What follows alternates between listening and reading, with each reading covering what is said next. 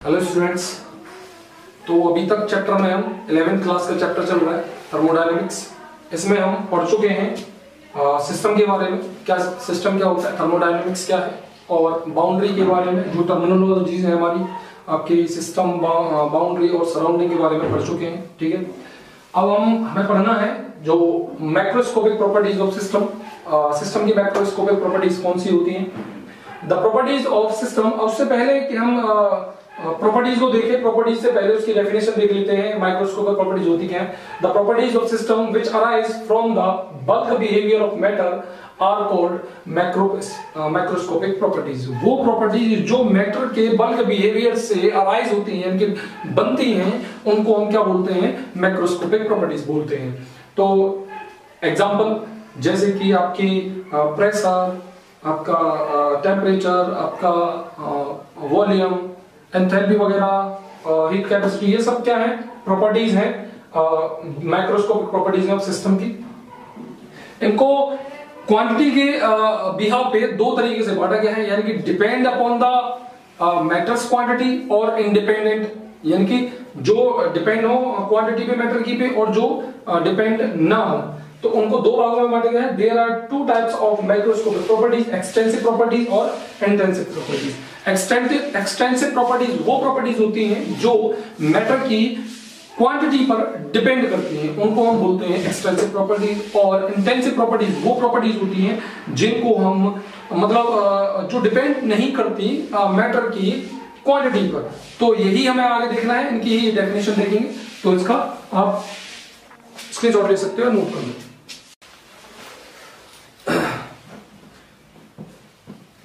Students, अभी हमने देखा कि एक्सटेंसिव प्रॉपर्टीज और इंटेंसिव प्रॉपर्टीज जो कि किस में आ रही थी? मैक्रोस्कोपिक प्रॉपर्टीज ऑफ सिस्टम में आ रही थी। वो क्या क्या है?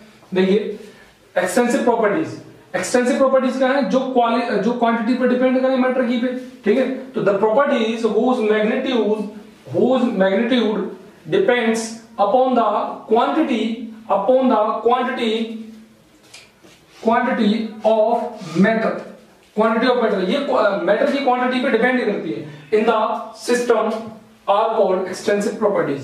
जो ये प्रॉपर्टीज होंगी वो मैटर के क्वांटिटी पर डिपेंड करेंगी, उनको हम एक्सटेंसिव प्रॉपर्टीज बोलते हैं। फॉर एग्जांपल जैसे कि देखिए, मोल से भी डिपेंड करेंगे, जितनी क्वांटिटी होगी उतने मोल्स होंगे। ठीक है, वॉल्यूम भी जितना ज्यादा मैटर होगा उतना ही वॉल्यूम कवर अप करेगा। ठीक है, हीट कैपेसिटी ऐसी एनर्जी है, एंट्रोपी है, ठीक है, और इंटरनल एनर्जी है, गिब्स फ्री एनर्जी, ये सभी क्या होंगी? ये एक्सटेंसिव प्रॉपर्टीज होंगी, यानी कि डिपेंड करेंगी किस पर? मैटर की क्वांटिटी पर। नेक्स्ट आगे देख लेते हैं इंटेंसिव प्रॉपर्टीज का जो डिपेंड ना करें।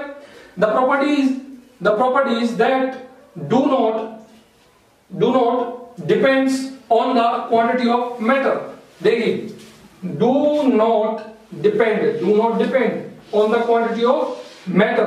ऐसे ही यहां पर depend upon the quantity of matter, यहां पे do not depends upon the quantity of matter. Present in the system, जो सिस्टम में प्रेजेंट है मैटर, उसकी क्वांटिटी पर क्या नहीं करती? डिपेंड नहीं करती है। ठीक है, आर कॉल्ड इंटेंसिव प्रॉपर्टीज, और उनको इंटेंसिव प्रॉपर्टीज बोलते हैं। जैसे कि प्रेशर है, टेम्परेचर है, डेंसिटी है, मोलर हीट कैपेसिटी है, मोलर वॉल्यूम है, ईएमएफ है, जो हमारा इलेक्ट्रोमैग्नेटिक जो फील्ड जनरेट होता है। ठीक है, ईएमएफ है, हमारा क्या है? डाइलेक्ट्रिक कांस्टेंट्स हैं। ठीक है, ये सभी क्या है? इंटेंसिव प्रॉपर्टीज हैं जो मैटर प्रेजेंट है सिस्टम में उस पर डिपेंड नहीं करते हैं, टोटली इंडिपेंडेंट होते हैं। फॉर एग्जांपल मैं आपको थोड़ा सा समझा सकता हूं इसमें। सपोज करिए ये कोई सिस्टम है और इस सिस्टम में एक P प्रेशर है, मान लीजिए, T टेम्परेचर है, V वॉल्यूम है और N मोल्स है। ठीक है, N मोल्स है। अगर मैं इसमें कोई दीवार लगाता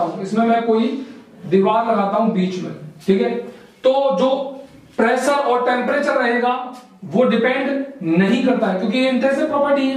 ये दोनों कैसी है? इंटेंसिव प्रॉपर्टी है, और ये दोनों कैसी है? एक्सटेंसिव प्रॉपर्टी है। तो क्या होगा?